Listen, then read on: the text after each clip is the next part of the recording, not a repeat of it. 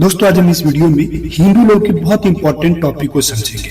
दोस्तों आज हम इस वीडियो में आपके एग्जाम से रिलेटेड एक महत्वपूर्ण सवाल आता है, हिंदू विधि के स्रोत, source of Hindu law. Important question आपके एग्जाम में यह पूछा आएगा, जिससे आपको 10 से 20 नंबर आपको आसानी से मिल जाता है। तो दोस्तों आज के इस वीडियो में हम हिंदू विधि के स्रोत, सोर्स ऑफ हिंदू लॉ को समझेंगे, जिससे आपको एग्जाम में कोई परेशानी, कोई दिक्कत नहीं है।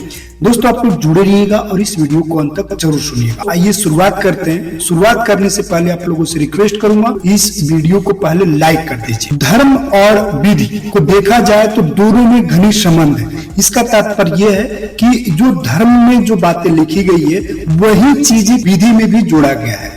यानी जिस तरीके से धर्म में कहा गया है, चाहे हिंदू का धर्म हो चाहे वो मुस्लिम का धर्म हो, दोनों में ये बातें बताया गया है कि किसी व्यक्ति को जान नहीं लेना चाहिए, उसको जान से नहीं मारना चाहिए। हर एक व्यक्ति को इस धरती पर जीने का अधिकार है, ये हमारे धर्म में सिखाया जाता है, धर्म में बताया गया है। और दूसरा, ये चोरी नहीं करना चाहिए, किसी के साथ गलत काम नहीं करना चाहिए। ये सब बातें हमारे धर्म में बताया गया। धर्म के जितने भी ग्रंथ है, चाहे वो हिंदू के हों चाहे मुस्लिम के, ये बातें उसमें लिखी गई है। बेशक ये चीजें लोग नहीं पढ़ते हैं, नहीं जानते हैं, वो अलग बात है। जब आप धर्म की किताबों को पलटिएगा, देखिएगा, तो उसमें कुछ बातें ऐसी लिखी गई है कि क्या करना चाहिए, क्या नहीं करना चाहिए। तो यहीं से निकल के हमारे विधि भी आता है, कानून भी आता है कि इसमें जो कानून में जो बातें बोली गई है वह धर्म से ही रिलेट किया गया। तो इसलिए कहा जाता है कि विधि और धर्म में घनिष्ठ संबंध था। विधि एक धर्म का ही अंग है, यानी जब धर्म में से जो चीजें निकाल के लाइएगा, उसको जोड़िएगा, तो वो उसी का अंग माना जाएगा। मनु के अनुसार देखा जाए तो धर्म के 4 लक्षण होते हैं। सबसे पहला वेद, दूसरा स्मृति, तीसरा सदाचार और चौथा जो अपने को अच्छा लगे। हिंदू विधि को सुविधा के अनुसार 2 भागों में बांटा जा सकता है। 2 भागों में बांटकर हम इसको समझ सकते हैं कि हिंदू विधि के स्रोत, सोर्स ऑफ हिंदू लॉ है क्या। तो सबसे पहला प्राचीन स्रोत और दूसरा है आधुनिक स्रोत। दोस्तों प्राचीन स्रोत में 4 बातें बताई गई है। सबसे पहला श्रुति, दूसरा है स्मृति, तीसरा है भाष्य और निबंधन और चौथा है प्रथाएं। दूसरा आधुनिक स्रोत में 3 बातें बताई गई है। पहला न्याय, साम्य एवं सद्विवेक, दूसरा है विधान, तीसरा है न्यायिक निर्णय। दोस्तों आइए हम आधुनिक स्रोत और प्राचीन स्रोत को, जो 4 बातें और 3 बातें जो बताई गई है, इसको हम डिटेल से समझते हैं। सबसे पहले हम प्राचीन स्रोत के समझेंगे। तो प्राचीन स्रोत में सबसे पहला था श्रुति, यानी श्रुति का मतलब होता है सुनना। श्रुतियों के विषय में कहा जाता है कि प्राचीन ऋषियों मुनियों के द्वारा, ईश्वर के द्वारा बोले वाक्य को सुनकर वेद में अंकित किया गया। श्रुति को ही वेद कहा जाता है, जो 4 है। सबसे पहला ऋग्वेद, दूसरा यजुर्वेद, तीसरा सामवेद, चौथा अर्थवेद। इनके साथ वेदांत एवं उपनिषद हैं। यह हिंदू के मूल एवं सर्वोपरि स्रोत माने जाते हैं। वेदों में ऐसे कथन है जो हिंदू विधि का वर्णन करते हैं, जैसे विवाह, दूसरा है पुंतत्व, तीसरा है उत्तराधिकार, चौथा है वसीयत। वेदों के बाद वेदांगों का स्थान आता है। वेदांग 6 हैं। सबसे पहला कल्प, दूसरा व्याकरण, तीसरा छंद, चौथा शिक्षा, पांचवा ज्योतिष, छठा निरंतर। इसके बाद हम प्राचीन स्रोत के दूसरे मुख्य बात को समझेंगे, स्मृति। स्मृति शब्द का मतलब होता है याद रखना। कुछ विद्वानों का मत है कि स्मृतियां उन्हीं ऋषियों मुनियों के द्वारा संकलित की गई थी जिन पर वेद प्रकट हुए थे। स्मृतियों को भी उसी प्रकार प्रमाणित माना जाता है जिस प्रकार श्रुतियों को मानते हैं। स्मृतियां ऋषियों द्वारा स्मरण रखे गए वेदों के पाठों को अंतर्विष्ट करती हैं। इन स्मृतियों में दिए गए निर्णय को निर्वाद समझा जाता है। इनकी सच्चाई पर कोई भी संदेह नहीं करता है। स्मृतियों को 2 कोटियों में रखा जाता है। सबसे पहला मुख, दूसरा गौण। सबसे पहले मुख में धर्मसूत्र तथा धर्मशास्त्र आते हैं। दूसरा गौण में रचनाएं। स्मृतियां 2 प्रकार की होती हैं। सबसे पहला गद्य, दूसरा है श्लोकों में। स्मृतियों में मनु का स्थान सर्वोपरि है। मनु ने अपनी स्मृति में वेदों के भाव को विस्तारित रूप से अभिव्यक्त किया है। मनु के बाद याज्ञवल्क्य स्मृति का ज्ञान आता है। इस पर लिखा गया मिताक्षराभास देश की अधिकांश हिंदू जनता को मान है। याज्ञवल्क्य के बाद नारद स्मृति आती है, जो प्रत्येक विषय में पूर्ण मानी जाती है। विधि के उचित ज्ञान के लिए नारद तथा बृहस्पति की स्मृतियां विशेष उल्लेखनीय है। इस प्रकार स्मृतियां हिंदू विधि की मेरुदंड है। इसके बाद हम तीसरा समझेंगे भाष्य और निबंध।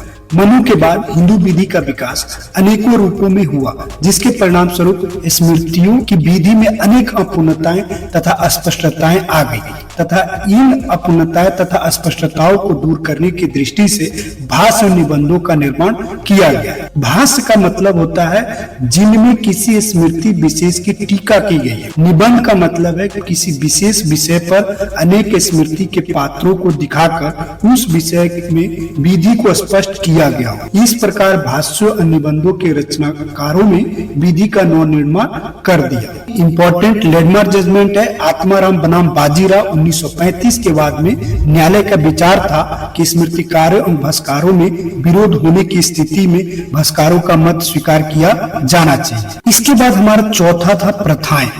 प्राचीन विद्वानों ने प्रथाओं एवं लोक रीतियों को विधि के स्रोत के रूप में अत्यंत महत्वपूर्ण माना है। हिंदू विधि में प्रथाओं एवं लोक रीतियों को और अधिक महत्वपूर्ण स्थान दिया गया। इसमें एक बहुत ही लैंडमार्क जजमेंट है, आप लोग लिख सकते हैं। प्रीवी काउंसिल का मैटर है, यानी आजादी होने से पहले का एक मैटर है। कलेक्टर ऑफ मदुरी बनाम मोटू रामलिंगम के मामले में कहा गया है कि प्रथाओं का स्पष्ट प्रमाण लिखित मूल से अधिक प्रमाणित समझा जाएगा, अतः प्रथाएं भी विधि के स्रोत के रूप में महत्वपूर्ण है। दोस्तों अभी आपने प्राचीन काल के 4 मुख्य बातों को समझा। इसके बाद हम दूसरे आधुनिक स्रोत के 3 मुख्य बातों को समझेंगे। दोस्तों सबसे पहला था न्याय, साम एवं सद्विवेक। न्याय, साम एवं सद्विवेक को भी हिंदू विधि का एक महत्वपूर्ण स्रोत माना गया। इसका प्रयोग की आवश्यकता विधि की जटिलता और विषय वस्तु के अभाव के कारण समझी गई। विधि के वास्तविक स्वरूप के निर्धारण में न्यायालयों के सामने कठिनाई उत्पन्न होती तथा उस विषय पर पूर्ण निर्णय भी नहीं प्राप्त होता था। इसलिए न्याय, साम एवं सद्विवेक का प्रयोग किया जाने लगा।